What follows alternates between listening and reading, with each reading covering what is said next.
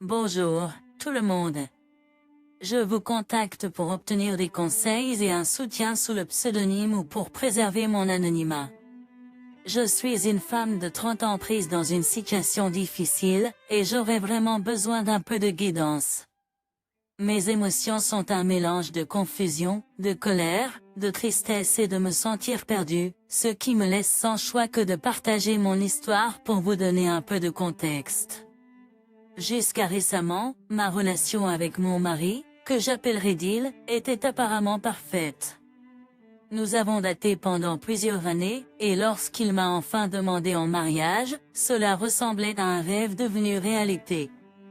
Dil était tout ce que j'avais toujours espéré trouver chez un partenaire, doux, attentionné, gentil et compatissant.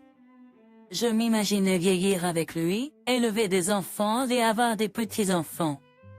Cependant, ma vision idyllique s'est effondrée. Malgré mon ignorance initiale face aux signaux d'alarme, des drapeaux rouges ont commencé à apparaître au cours des derniers mois.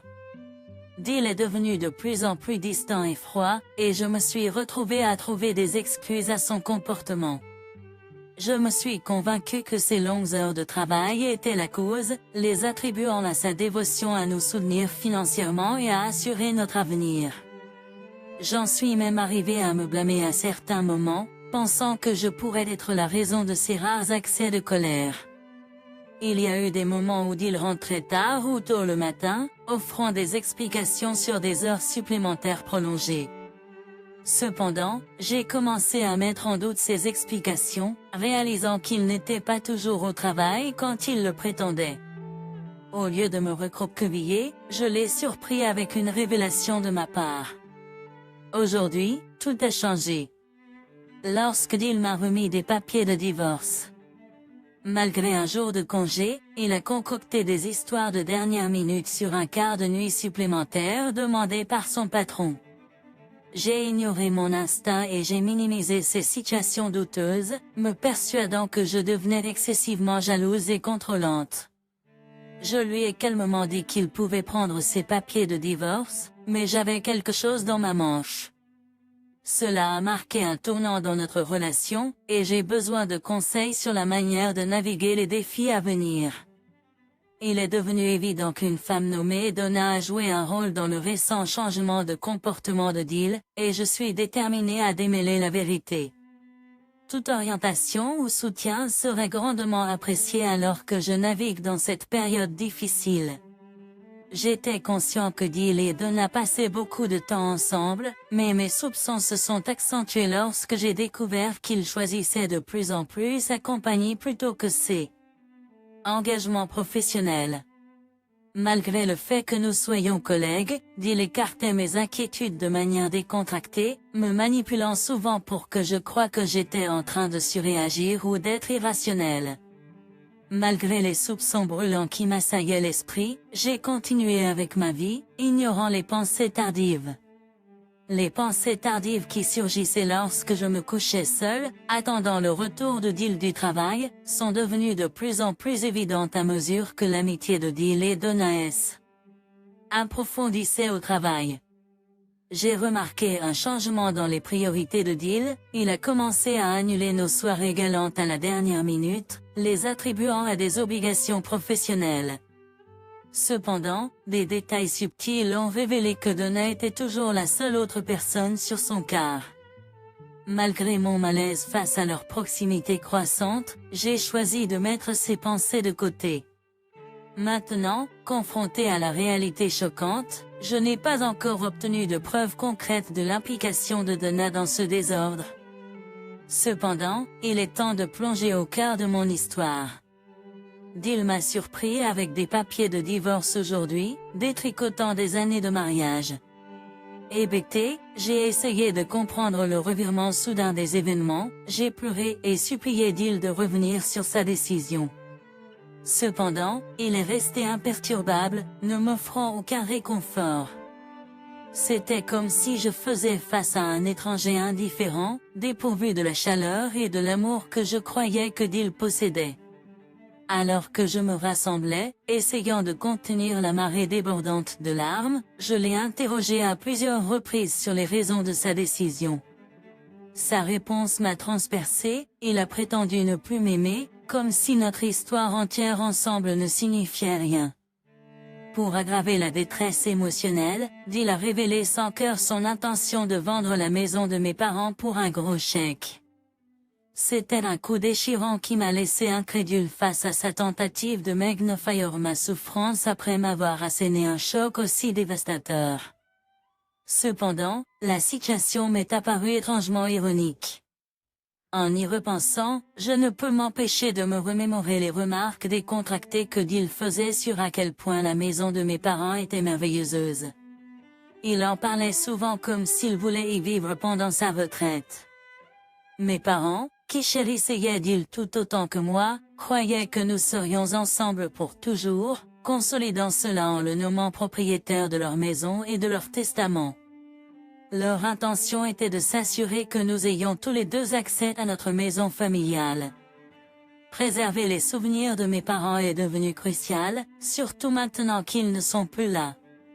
Malgré mon lien émotionnel avec la maison, la vraie nature de Dill en tant que manipulateur et manquant de compassion est devenue évidente. C'est déchirant qu'il me divorce et qu'il ait l'intention de vendre la maison de mes parents. En y repensant, les signes de ses intentions cachées sont apparus, en particulier lorsque Dill et Donna ont commencé leur réunion secrète. Les commentaires de Dill sur sa retraite et sur le fait de vivre dans la maison de mes parents n'étaient pas de vagues pensées, ils étaient des plans calculés, beaucoup plus proches de la réalité que je ne l'aurais jamais imaginé. Même en exprimant une colère et une douleur justifiées, un amour résiduel pour Dill persiste en moi. Cependant, dans mon état mental endommagé, je réalise qu'il n'y a pas de retour en arrière. Présenté avec des papiers de divorce soigneusement préparés, il était évident que Dill avait méticuleusement planifié ses actions. Tout ce temps, Dill a orchestré cela dans mon dos. Malgré ses déclarations d'amour, il avait déjà décidé de me divorcer et de vendre ma maison familiale. La révélation a brisé l'image de l'homme que je pensais aimer. Face à ces révélations dévastatrices, j'ai pris la décision douloureuse de signer les papiers de divorce, scellant la fin de notre mariage. Dill, maintenant mon ex-mari, est parti dans un hôtel, me conseillant sèchement de trouver un meilleur emploi pour un nouvel endroit puisque la maison familiale de mes parents n'était plus une option. Son mépris pour mes sentiments est évident dans son intention de s'assurer que je sois expulsé du bail de notre maison actuelle. Voici la réalité crue qui expose l'étendue de l'indifférence de Dill. Malgré n'avoir jamais eu tort envers lui, il semble parfaitement heureux de me laisser sans abri, par méchanceté et cruauté. Je trouve difficile de saisir la profondeur de cette situation. Si ce n'est pas clair à partir de ce que j'ai partagé, je pourrais vraiment avoir besoin de conseils. Je n'ai jamais navigué un divorce, sans parler d'une telle tragédie aveuglante dans ma vie. Même lorsque mes parents sont décédés des suites de maladies terminales, j'avais le temps de planifier et de me préparer. Cette fois, l'imprévu m'a frappé comme un gros but de briques lancé à grande vitesse. Je comprends que beaucoup d'entre vous suggèrent d'engager un avocat spécialisé en divorce pour contrer la représentation légale de Dill, mais les finances sont serrées. Les prix des avocats semblent exorbitants en ligne, et Dill, le principal pourvoyeur de revenus dans notre ménage, m'a convaincu d'abandonner mon travail bien rémunéré il y a 2 ans pour gérer la maison pendant qu'il s'occupe des factures. Avec le recul, il semble qu'il s'agissait d'une partie de son stratagème pour me rendre impuissante et dépendante de lui. Ces jours sont révolus, et bien que je l'aime toujours, Dill, je suis entièrement prête à déclarer la guerre pour m'assurer qu'il ne m'enlève pas la maison de mes parents. Mise à jour numéro 1. Bonjour, tout le monde. C'est tôt, de retour avec une autre mise à jour. Tout d'abord, je tiens à exprimer ma gratitude à ceux qui ont laissé des commentaires gentils et encourageants. Je vous en suis vraiment reconnaissant, étant donné à quel point je me sens seul, isolé et stressé en ce moment. Beaucoup d'entre vous ont partagé des conseils précieux, et je vous en suis reconnaissant aussi. J'aimerais pouvoir considérer cela comme un mauvais rêve, mais malheureusement, les choses deviennent de plus en plus folles. Cela fait quelques jours que ma dernière mise à jour, et aujourd'hui a marqué la première fois que j'ai eu des nouvelles de Deal depuis que j'ai signé les papiers du divorce. Lorsqu'il m'a appelé plus tôt, j'ai stupide d'avoir un petit espoir qu'il puisse exprimer un changement de cœur.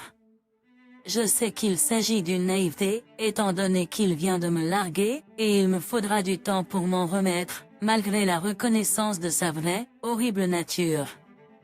Comme prévu, il n'a pas appelé pour se réconcilier. Au lieu de cela, sa voix a sonné tremblante et en colère d'une manière différente. La première chose qu'il a demandé, c'est pourquoi je ne lui avais pas dit la vérité sur la maison de mes parents. J'ai demandé de quoi il parlait, et il a évoqué l'hypothèque, un détail qui m'avait échappé. Le fait que cela m'ait échappé, la maison familiale que mes parents m'ont laissée était fortement hypothéquée. Deal a eu l'air furieux, exigeant que je règle la situation en remboursant la dette, sinon il serait coincé avec. En réponse, j'ai ri à sa figure et, étrangement, Deal a commencé à pleurer pendant notre conversation téléphonique. C'était un mélange de pathétique et satisfaisant, et je dois admettre qu'il y avait une étrange satisfaction à l'entendre pleurer. Il a juré de se venger et a raccroché brutalement. J'ai un pressentiment inquiétant sur ce qui pourrait suivre, et il est clair que Deal est sérieux. Mise à jour numéro 2. Bonjour à nouveau, c'est To avec une autre mise à jour. Je veux exprimer ma gratitude à tous ceux qui ont lu et soutenu. Ça signifie beaucoup. Malheureusement, les choses ne s'améliorent pas, et il semble que je devrais prendre des mesures drastiques si rien ne change bientôt. Gérer le divorce et les tentatives de Deal de prendre la maison de mes parents a été assez difficile, mais les événements d'aujourd'hui ont dépassé les bornes. Assise dans ma maison vide, toujours en pyjama après une nuit blanche de pleurs à cause du divorce, j'ai entendu des coups insistants à la porte. La voix de Deal m'a appelé, accompagnée d'une voix de femme étrangement familière en arrière-plan, Donna. En regardant par le Judas, j'ai été dégoûté par la vue d'elle debout à ses côtés. Sans ouvrir la porte, j'ai instamment ordonné à ces personnes de quitter ma propriété immédiatement sous peine de conséquences. Malgré mon refus, Deal et Donna ont intensifié leurs cris et leurs coups à la porte, exigeant le paiement de la dette que Deal prétendait provenir de la maison hypothéquée. J'ai rejeté leur demande, leur disant de continuer à rêver et en leur suggérant de saisir la justice s'ils voulaient l'argent. Face à leur insistance, je n'ai pas eu d'autre choix que d'appeler la police. Ils sont partis rapidement, mais malheureusement, la police n'a pas pu m'aider puisque l'incident n'a pas été enregistré sur une caméra. Que devrais-je faire? J'ai peur que Deal et Donna ne s'arrêtent pas tant qu'ils ne croiront pas avoir obtenu ce qu'ils pensent que je leur dois. Je vous contacte pour demander des conseils sur la manière de gérer cette situation. Mise à jour numéro 3, bonjour, tout le monde. Merci de rester avec moi. Malheureusement, je reviens avec une autre mise à jour, et il me déchire de dire que ce drame est loin d'être terminé. En fait, il empire. Deal et Donna persistent à me pousser, et je me sens comme si j'étais sur le point de craquer. Premièrement, je vais partager des informations pertinentes. Pour des raisons de confidentialité, je vais changer le nom d'un avocat bien connu dans notre région en Jackson Goodman. C'est une figure imposante que vous engagez lorsque vous voulez faire des affaires sérieuses. Célèbre pour son dossier sans défaite en cours, il est très persuasif, souvent enchantant les jurys et les juges avec son charisme.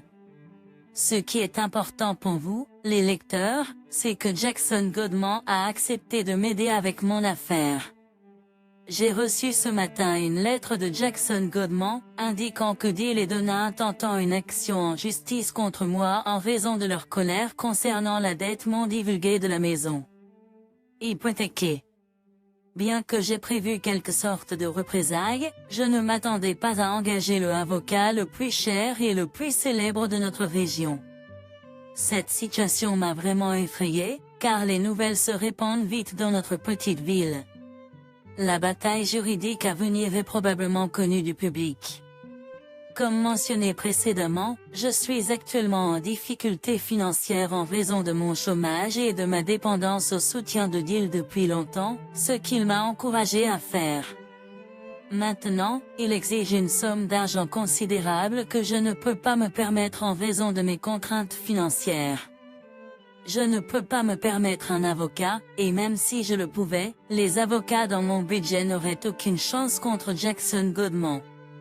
Selon la lettre, Deal et Donna me poursuivent pour toute la dette de la maison, ainsi que pour les dommages et intérêts, et les frais juridiques. Je suis dans une situation désespérée et ne sais pas comment m'en sortir. Tout conseil sur la manière de me sortir de cette situation serait grandement apprécié. Mise à jour numéro 4. Bonjour, tout le monde. Je reviens avec une autre mise à jour et je suis reconnaissant pour les conseils que j'ai reçus. J'ai suivi une suggestion, engager un détective privé car je ne pouvais pas me permettre un avocat. J'ai trouvé un détective privé local abordable et efficace, qui a été très utile pour recueillir des informations cruciales. Je l'ai chargé de trouver des preuves de la mauvaise conduite de Deal pour aider mon cas en justice. Incroyablement, il a découvert des preuves de l'infidélité de Deal dans notre propre maison. La preuve était sous mon nez, et c'était une révélation douloureuse. Mais je l'ai reconnu pour son potentiel importance dans mon procès. Alors que le jour du procès approchait, j'ai demandé à mon détective privé de m'accompagner, me fournissant un soutien et rassemblant des informations à présenter au tribunal. Jackson Goodman, l'avocat redoutable de Deal et Donna, a commencé son acte théâtral, me diffamant avec des mensonges sur être une personne horrible et abusive. Cependant, lorsque nous avons présenté des preuves photographiques de l'infidélité de Deal, l'avis de la cour a changé. Il est apparu évident que Deal et Donna tentaient de me rouler sur la maison familiale de mes parents. Jackson Goodman, clairement pas habitué à perdre, avait l'air sur le point de pleurer. Le juge a prononcé le verdict, déclarant à la fois Deal et Donna responsables du remboursement de la maison et du règlement des dettes hypothécaires encourues pendant la propriété de Deal. Ils ont en outre été condamnés à couvrir mes frais et dépenses juridiques. Tout comme au téléphone quand Deal m'a appelé, il s'est effondré en larmes sur le coup. Bien que j'ai pensé que je pourrais ressentir de la sympathie, compte tenu du tumulte émotionnel qu'il m'a causé ces dernières semaines, assister à son humiliation m'a semblé mérité. Mise à jour finale. Salutations, gens d'internet. C'est encore haut, et je suis ici pour la dernière mise à jour. Beaucoup d'entre vous se sont demandé ce qui s'est passé après la date du tribunal, et j'ai voulu partager tous les détails. Cependant, je me suis laissé prendre à vivre ma nouvelle vie. Oui, c'est vrai. J'ai trouvé un gars génial, et nous sortons ensemble depuis un moment. Il m'a aidé à passer à autre chose dans la vie de Deal. À la découverte de ma nouvelle relation, Deal a recommencé à m'importuner. Heureusement, j'ai obtenu une ordonnance restrictive du juge supervisant notre affaire de divorce. Maintenant, si Deal ou Donna s'approche à moins de 1000 pieds de moi ou de ma maison, un simple appel à la police entraîne leur arrestation immédiate. La justice est douce, et mon nouveau petit ami a été incroyablement soutenant tout au long de ce drame. Je me sens en sécurité et en confiance dans ses bras, et je sais qu'il ne me trahirait jamais comme l'a fait Deal. Pour ceux qui se demandent ce qu'il est advenu de l'ancienne maison de mes parents que Deal et Donna ont tenté de voler, c'est là que je vis maintenant. La vieille maison, autrefois partagée avec Deal, était remplie de trop de souvenirs de notre relation tumultueuse. Avec la maison entièrement payée et aucune dette restante, je suis maintenant le propriétaire légitime de la maison familiale, tout comme mes parents l'avaient prévu. Je vis heureuse là-bas avec mon nouveau petit ami et la vie est belle.